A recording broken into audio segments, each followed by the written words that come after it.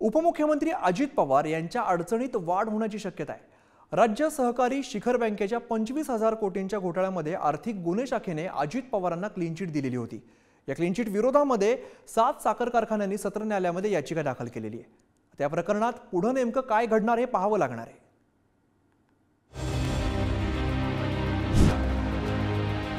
उपमुख्यमंत्री अजित पवार विधानसभा निवडणुकीच्या तोंडावर पुन्हा अडचणीत येण्याची शक्यता निर्माण झाली। राज्य सहकारी शिखर बँकेच्या 25,000 कोटींच्या घोटाळा प्रकरणात तपास करणाऱ्या मुंबई आर्थिक गुन्हे शाखेने एप्रिलमध्ये अतिरिक्त क्लोजर रिपोर्ट सादर केला होता। हा क्लोजर रिपोर्ट म्हणजे या घोटाळ्यात नाव असलेल्या अजित पवार यांना क्लीन चिट असल्याचं मानण्यात येत होतं। मात्र आता राज्यातील 7 साखर कारखान्यांनी अजित पवार यांना क्लीन चिटला न्यायालयात आव्हान दिलंय। मुंबई सत्र न्यायालयात साखर कारखान्याच्या माजी संचालक आणि सदस्यांनी याचिका दाखल केल्या। कोणत्या साखर कारखान्यांनी याचिका दाखल केली ते पाहूया। जरांडेश्वर, जय अंबिका, जालना, पारनेर, कन्नड, प्रियदर्शनी, पद्मश्री विखे पाटील या साखर कारखान्यांनी निषेध करण्याच्या स्वतंत्र 7 याचिका दाखल केल्या।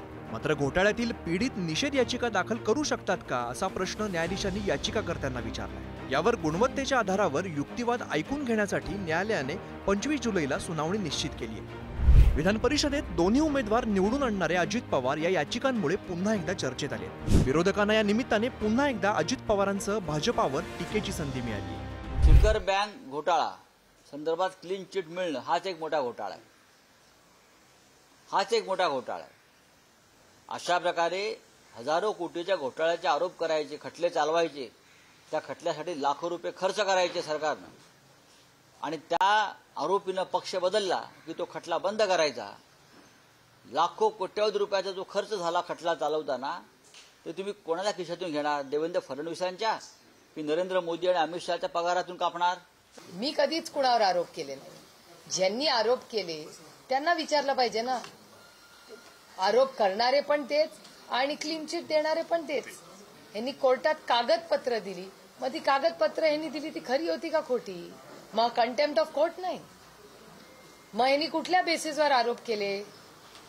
मग जर आरोप केले भ्रष्टाचाराचे तर मग ते खरे होते का खोटे? याचं उत्तर देवेंद्रजींनी दिलं पाहिजे। कारण का सगळ्यात जास्त भ्रष्टाचाराचे आरोप हे लीड कोणी केले तर ते माननीय आदरणीय देवेंद्रजींनी केले। त्यांचं सोयीचं राजकारण आहे। कोणाला क्लीन चिट देतील, कोणाच्या फाईलीच दिसत नाही म्हणून सांगतील। काल परवा आपण पाहिलं आहे की वाईकरांची एकदम क्लीन चिट दिली। आता हे जो जाईल भाजपाचा साथ तर तो स्वच्छ होऊन बाहेरच पडणार।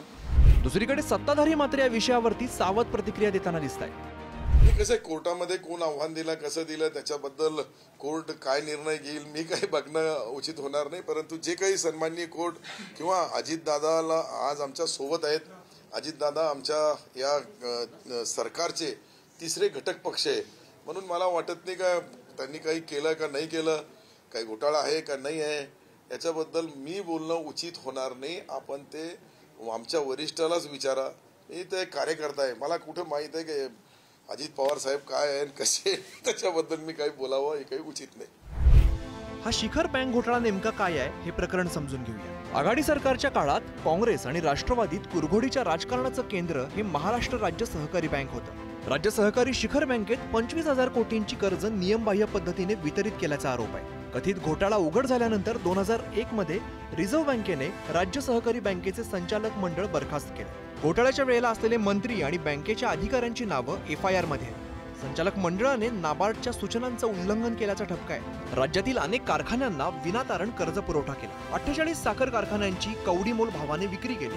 आर्थिक गुन्हे शाखेने 2020 साली पहिल्यांदा क्लोजर रिपोर्ट सादर केला। मात्र त्यावेळी हा क्लोजर रिपोर्ट न्यायालयाने स्वीकारला नव्हता। याचिकाकर्त्यांचा विरोध होता। ऑक्टोबर 2022 मध्ये पुन्हा एकदा तपास करण्याची आर्थिक गुन्हे शाखेची भूमिका होती। एप्रिल 2024 मध्ये अजित पवार, सुनेत्रा पवार यांच्यासह 80 जणांना आर्थिक गुन्हे शाखेची क्लीन चिट मिळाली। अजित पवार महायुतीत आल्यानंतर लोकसभा निवडणुकांपूर्वी अजित पवार आणि सुनेत्रा पवार यांना क्लीन चिट मिळाल्याने यावरून राजकीय प्रतिक्रिया उमटल्या होत्या। आता विधानसभा निवडणुकांचं बिगुल अजित पवारांनी बारामतीतून फुंकलं, त्याच वेळी साखर कारखान्यांनी निषेध याचिका दाखल केल्याचं समोर आलंय। आता यात अजित पवारांच्या चिंतेत नवी भर पडणार का हे पाहणं महत्त्वाचं असेल। ब्युरो रिपोर्ट, पुढारी न्यूज।